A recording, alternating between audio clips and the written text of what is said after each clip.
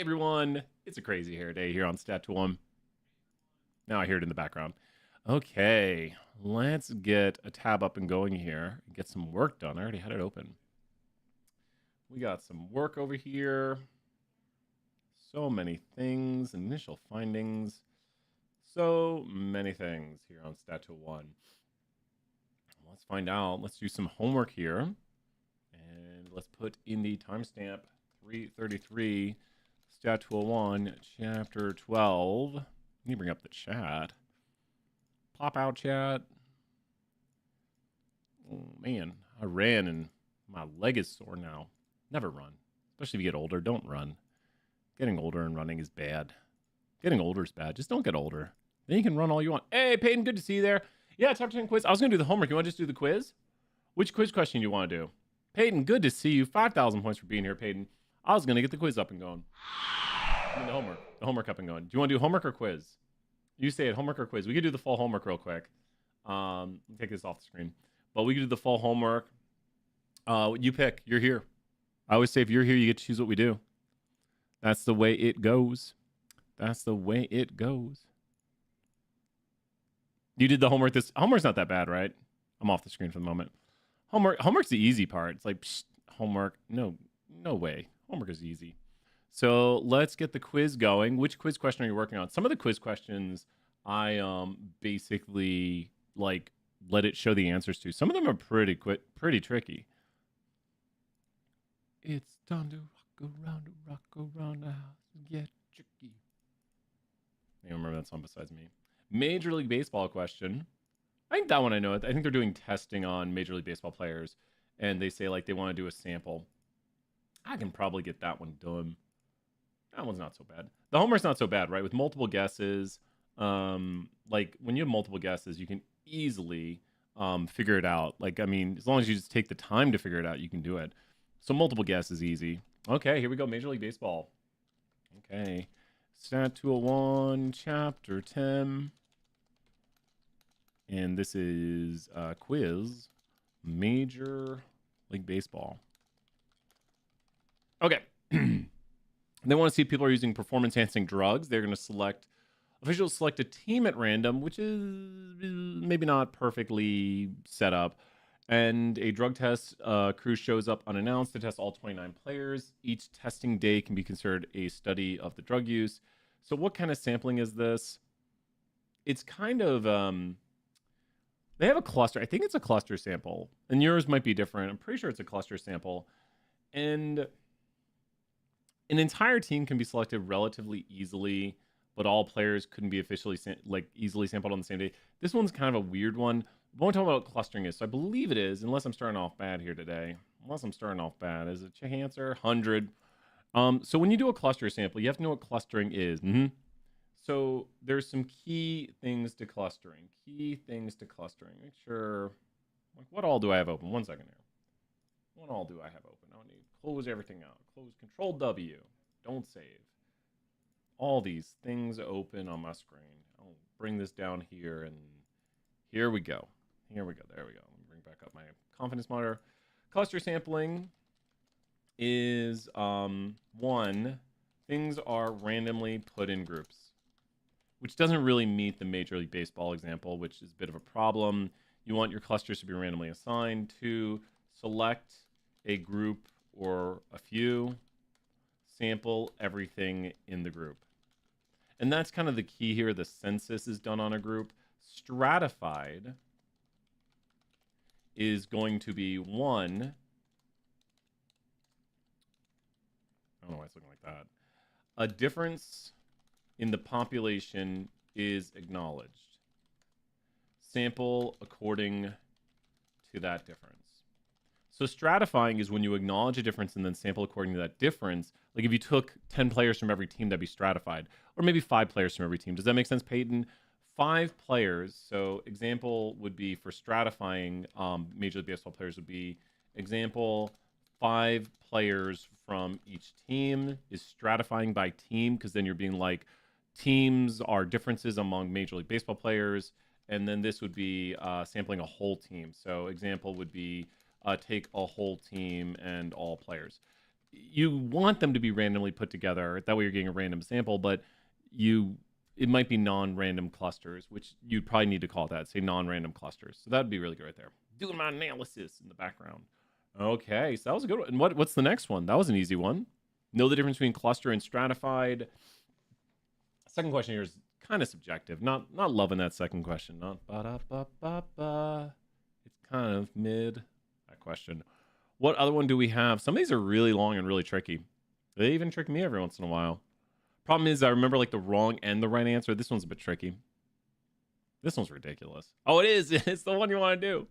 Let's see if I can get it without cheating, because I can click the button and cheat and get the answer every day. But so let's talk over what they're trying to do right here.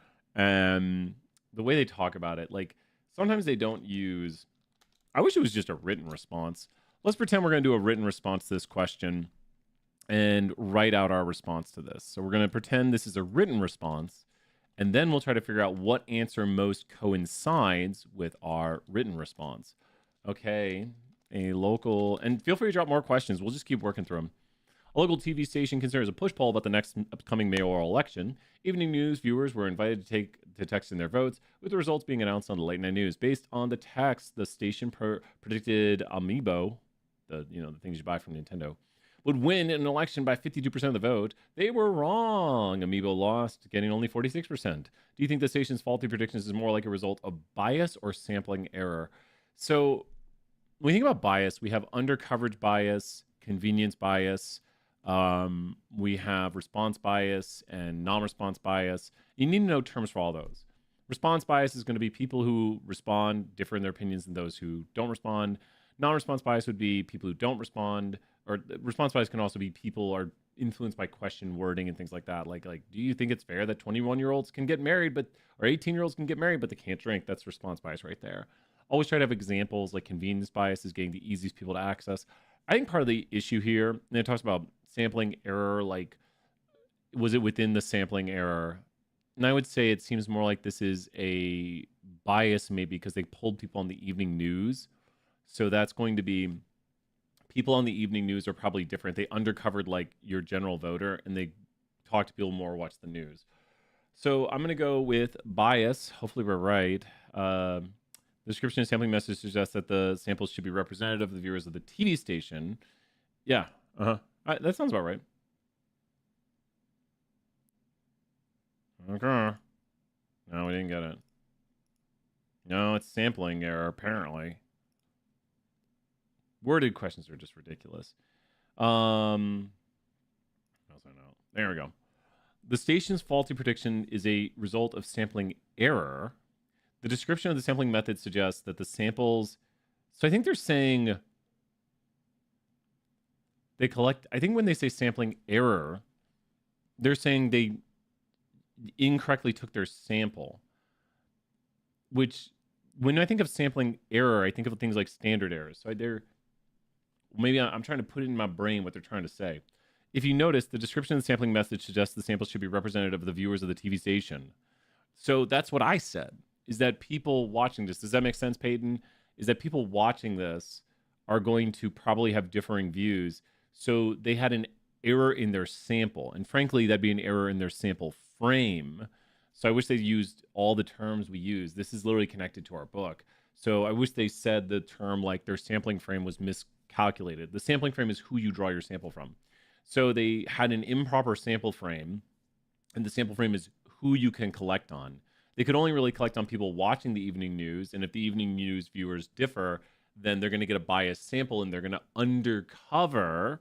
So that's why I was thinking it was bias, because undercoverage bias created by their sampling method. They should, when they say sampling errors can create bias, though. The way they sampled... Subjective questions are the worst. Literally, the ending of it is right. Like, I knew the ending. So, yeah. What's the next one? I'm not cheating. I'm going to get a question wrong if it shows them wrong, but then you get it right. I just want very precise wording. They should say, where did the problem originate from? The bias, which was the problem, originated from the sampling error by sampling only people watching the evening news. So it was the way in which they sampled that created a bias. Now, you could have your question wording response bias. Now, if there was response bias, like that would not be a sampling error. That'd be a bias created by the wording of the question. So, yeah. Or convenience bias would come from sampling error. Any others? I got 100. Oh, well, here we go. Here's 5,000 points and a Skeletor for wow. Yeah, well, maybe I'll do the homework now. I mean, Peyton, tell people, just be like, you've been here for 10 minutes, Peyton, and now you're done. We talked over it. When we have cluster sampling versus stratified sampling, clustering is when you take a whole bunch of groups at once and sample everything within that groups. Stratified is when you acknowledge a difference, like take 5 players from each team. And then you have the biases like response bias, undercoverage bias, non-response bias, convenience bias, and then you have the sampling methods. And if you do it improperly take your sample frame. So we talked over a lot of the terms. That's the full quiz. You're done. I might do the homework now. Be like, yo, come to office hours, ask those questions, just get your homework done. Then no more homework, no more. You're done, Peyton. And I feel like, Peyton, you got the homework done quickly. So like I'd say it was less than an hour of work for a whole chapter. I mean, you think a chapter? If every chapter was 1 hour, you'd only do like 18 hours of My Pearson. That was really good. Shouts to you, Peyton. Okay. We'll do the homework right here because it's a kind of a general purpose thing everyone can use then. Stat 201, Chapter 10 quiz. You're welcome. Question 1. Okay. What matters more about a sample you draw from a population? It's not the fraction of the population you've sampled. I'm glad they say what matters more. The fraction of the population you sampled can be done with some calculations, but the size of the sample goes into all calculations. When we do like S over square root of n, you'll see it in equations. Every equation we use to a certain extent in statistics usually uses n. So we got equations like a t-test where it's the value of t equals to y bar minus mu naught over s over square root of n. So the t that we find right there is related to all these things, and the sample size matters. So yeah, sample size is super important. That was an easy one. The fraction of the population you sampled might be done. Have a good day, Peyton. The fraction of the sample you sample is done with some calculations, but not a lot. Not a lot. Oh, 10 homework.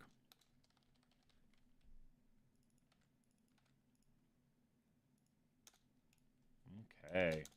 The company's annual report states our survey shows that 86.16% of our employees were very happy working here. Comment on this claim using appropriate statistical terminology. So, well, it can only be a sample statistic or a population parameter. So you can see garbage right here when it says population statistic. That eliminates A and C. So they are saying it's a statistic, so it's created from a sample. And the estimates the true proportion in the population. And that's just a statement of truth for all the time when we talk about statistics. Statistics come from samples to estimate truths for populations. So the parameter of interest, let's highlight this and go a little bit more into detail on it. This is a report we're working on right here. Cool report, gonna analyze it on Friday. So samples create statistics. Just gonna throw my pen. Gonna throw the pen. Samples create statistics. And populations have parameters. Parameters, what you want to understand. And what's up, Sheena? Good to see you there. How you doing? I think because have you graduated? I think maybe not. I don't know. Good to see everybody. I think former student, right? And population is the full group. There you go. And make sure you know parameters are the thing we're trying to understand about a population. So they want to understand the true proportion of satisfied workers. That is the parameter of interest. And whatever they found in their sample would be the sample statistic, which is the estimate of the truth. So, I'm off work for Columbus Day. Here's some points. Here's a Crash Bandicoot and some points. Chilling out, off work for Columbus Day. I'm working around Columbus Day. I should have done Mondays. Mondays are Mega Mondays. Here's Mega Man for Mega Mondays. As I mark question 3. Mega Mondays. It is question 3 time. Okay, question 3. Hope you're doing well. I hope you feel free to say if you want to say anything you're doing or what's happening, but I hope you're doing well. That's That's awesome. I'm glad they give you today off. It's, I think it's interesting. It's like what days? Some people have off certain days. Some people we had off fall break just a while ago. So last week, yeah, last week. You are trying to study the amount of financial aid students at the university receive. You sample 50 students and find out the average size of their financial aid package. The average of your sample is a what? Now, once again, you don't want to click on the answer. You want to think, what are they talking about? They're talking about what does it mean, like term wise? Is it a population? Is it a parameter? Is it a statistic? Is it a sample? Well, always remember SSPP, because you don't say population statistics or sample parameters. It's sample statistics or population parameters. So that narrows it down. So we already figured out what these are. But you sample, which literally means it's a sample statistic. You could just say it's a statistic. But statistics are the numeric summarization of a sample, where parameters are the truth that you're trying to estimate. You're trying to estimate what is the truth for all students from a sample of 50. So that's what it is. It is a sample statistic to estimate a population parameter, some truth or of interest to the researchers. A company hoping to assess employee satisfaction surveys employees by assigning computer-generated random numbers. That's a simple random sample right there. To each employee on a list, including their contact information, all that good stuff, divisible by 26. Is this a simple random sample? Yeah, sounds to me like it. Yeah, because they have an equal and likely chance of being selected. So, yeah. This is an easy homework. Yeah. In a simple random sample, everything is enumerated, and then you select things at random. So you just give everything a number, and then randomly select those numbers. Nice and easy. Administrators at the Texas A&M University in College Station, Texas, where HEB is located, one of the HEBs or a few of the HEBs, we're interested in estimating the percentage of students who are first in their family to go to college. The A&M student body has about 48,000 members. Does it? Texas A&M.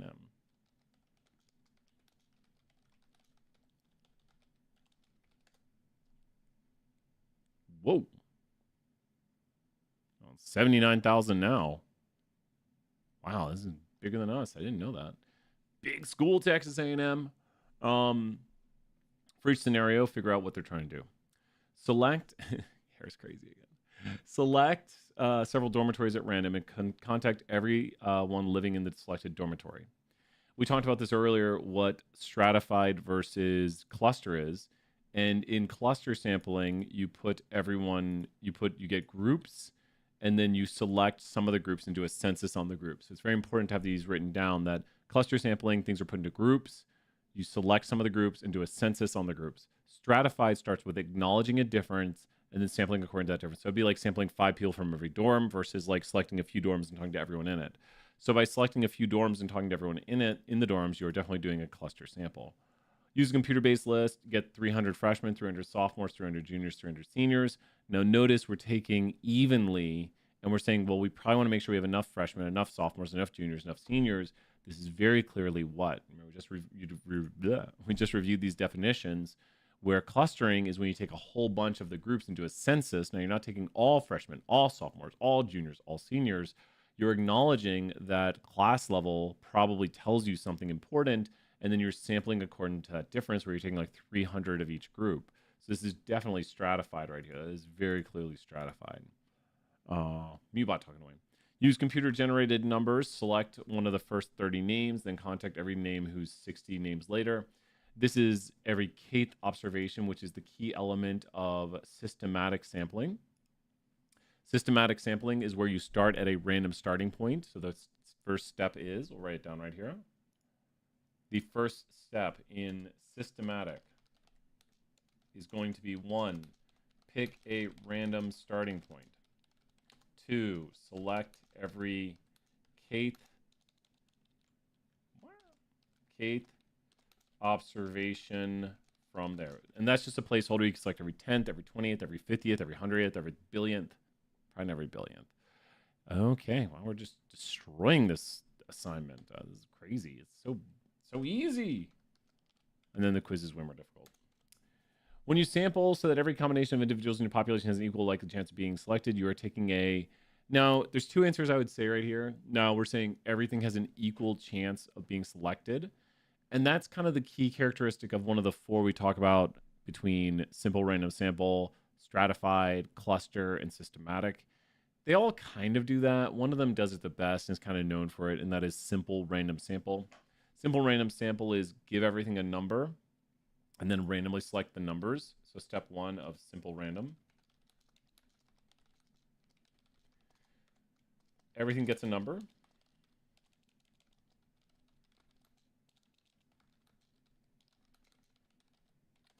Select numbers randomly. That's all it is for simple random sample. And it's also representative. So you either have a representative or simple random sample right there. So that is the key element of that. But it's also a representative sample. So if it said representative, that's what you would have. Okay, last one of the questions on the homework. Wow, this is easy. And then the quiz is way more difficult.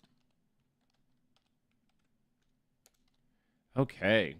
Administrators at Texas A&M are trying to figure out whatever. The A&M administration is considering a variety of ways to sample. So they're thinking about publishing an advertisement for students to visit a website and answer questions. That's either convenience or voluntary, and I hate that they put these two together. With the homework, you had a 50-50 guess. Under coverage, it's saying it would suffer from voluntary. It kind of would suffer from voluntary bias and would be a convenience sample. I think I'm going to go with voluntary bias. Because it's the people who want. Wait. No, yeah. Voluntary bias is known for people having strong opinions going and answering it. So would we probably get the strong opinions here? I think so. Convenience bias is how easily you set up the procedures to do it, which is a little bit convenience. Under coverage bias is when you leave out a certain voice, like let's say you want to talk to students about parking and you just go to a parking garage that is only for commuters, so then you don't get the on-campus students. Non-response bias is when people who don't respond differ in their response than those who do respond. Imagine you're talking to students about, do you have enough time to get to class? And students are like, hey, I can't talk to you about your survey. Well, obviously, if they're in a rush, they don't have enough time to get to class. And you're like, wow, everyone's like, I have so much time to get to class. It's because the people you talk to have extra time. We got it. Okay. I'm definitely thinking right. It's very precise. A little bit of convenience, but mainly suffering from voluntary bias. Set up a table in the student union and ask students to stop and answer a survey. So now this would be a convenience sample. It is a little voluntary, but it's almost like they're not as likely to just walk by us. It's the people who walk by us are the ones we have access to. So that's it. We talk about non-response and under coverage. Well, that homework was easy. Do a little more of the quiz. Too easy. Too easy. That's so easy. I can't believe it.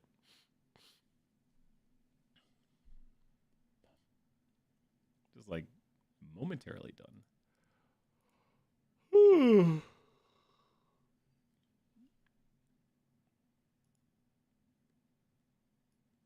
I'll probably tell everyone to come. Oh, that's chapter 12. Chapter 12 is tricky. I think we have our test 2 weeks from tomorrow, so about. We need to have a big office hours tomorrow. Some of these are repeats, though.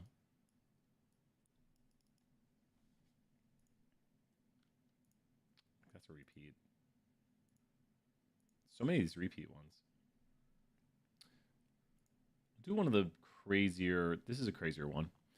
Okay, so this is one of the ones people often ask me to do. I'm gonna have it show the answers and we'll talk through it. Okay, this one has many variations, so we'll do this one. We might end on this one here, and then go teach some class. This is for the following report. Many variations of it. Okay, so if you're watching this one has tons and tons of variations. You have to be very careful on what it says. And when you see these terms for our test, it's most important to know what the terms mean. The population is all things we're interested in understanding. And so when you think about this, it says food safety inspectors visit produce farms unannounced and take samples of a week's worth of carrots for contamination. If the samples are found to be containing dirt, antibiotics, and unsuited for human consumption or other foreign materials, the carrots are destroyed. The farm will regularly reinspect until purity is resolved. So they're obviously not interested in just the carrots. They're interested in the farms producing the carrots. They're not interested in just the contaminated carrots, the fields at produce farms. No. I mean, I could see how someone could think that, but they're interested in these farms and their carrot producing procedures. Identify the parameter of interest. It's a little bit unclear what they're saying the parameter is. That's why I hate these questions. I've done a few. I know it says it's unclear, but they're just saying like they're going to inspect for dirt, inspect for this. It's got to be something. I know it's going to say unclear down here though, like percent of contaminants or percent contaminated or something. So it's unclear, but it's something to do with contamination. Identify the sample frame. The sample frame is all things they have access to study. You need these definitions to make sure you ace the test. So what do they have access to study? They'd have access to study like the day's worth of carrots on that farm. Probably all carrots on that farm that day or a day's worth of carrots because they're going to that farm that day. They don't have access to what the carrots they did last week. So maybe they were really bad last week or other farms. It's only that farm, those carrots that day. So what most conforms to that farm, that carrot that day? It's unclear. Oh, wait. Is it? No. I was like, and I said that day, but apparently they're going that week's, a week's worth of carrots. So there it is right there. All carrots produced at all produce farms that week. And I guess it could be all produce farms because they could technically arrive at any produce farms. All fields at all produce farms, no, it's carrots related. All contaminated carrots, no, they're just investing in carrots. All carrots produced at all farms, no. I said the past thing where they don't have access to previous carrots. So I think we would have gotten this one if we were clicking through. But it's the carrots they could have taken. If they're going to be like, we're going to go out this week, then any farm they could go to. Does that make sense? Like the point of this one is when they go out and they go and get carrots, it could be they're going to say, we need you to have a week's worth of carrots ready for us. And it could be any produce farm that produces carrots. So identify the sample. It's just going to be the carrots they took. That week's worth of carrots they took. So whatever farm it is, the week's worth of carrots they took. Identify the sampling method used. It's kind of like a cluster of weeks worth of carrots. It's kind of a little bit vague. I would look for either cluster or vague in this. Convenience. Not specified, yeah. So they're just getting the easiest things to access. Wish I had the drop-down menu on that one, but it's a little vague, and that's where I was going with that. It's unclear if they took a random sample. Once again, this is one of the hardest questions, hence why I'm doing it and showing you the answers. Identifying which group, if any, was left out. There's really not anyone left out here. They're going and taking all the carrots, so there's really not anything left out. No. Identify any potential sources of bias. If they're just going to a farm and saying, give me all your carrots, we're going to analyze them all. It's more of just a cluster. I still stand by it's a cluster. They're going in and just taking all the carrots at one farm. Like, that farm is the cluster, whatever farm they go to. So that's not going to create issues. It could have, I don't think there's any bias. But the only bias would be the farm they pick, but it's still just a random sample. They should do a few farms, like 10 farms. Then it'd be a cluster sample at each farm. I don't think there's any bias though, so I'm going with no bias. Yeah, no sources of bias. So I think I only got one. Only one probably would have tricked me there. But you want to think through these things. It's better to think through these questions because that's how. So we'll do this one too. Here we go for the following report. We'll do another variant on it. Then we might head off and go to class. Okay, 31, fall to 3. Okay, so here's the other variant. Well, boop, because these questions drive me crazy. A company picking potato chips maintains quality by selecting 10 cases. Well, that's their sample right there. From each day's production, so any cases those days could be the ones they select. That's the sample frame. Then they open 4 random bags from within each. Ooh, so the 10 cases they select are the sampling frame, but still it could be any 10 cases. So they want to understand their potato chips. The total 40 bags being selected, no. That's going to be, that's the sample. This, nothing to do with it. The bags that the company produces, they want to understand their potato chip.